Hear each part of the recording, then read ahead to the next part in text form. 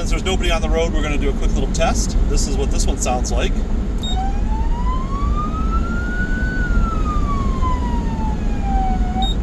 This is Yelp. Had it in stereo. Traffic.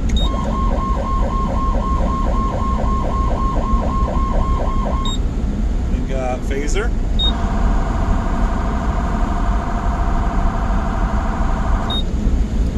And we have emergency.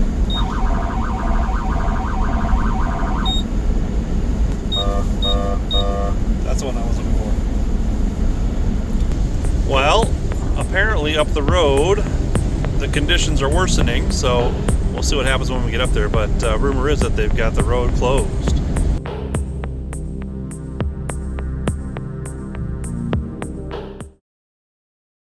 I've had this truck in the garage about a minute and a half, and these guys are already starting their inspection, doing their walk around.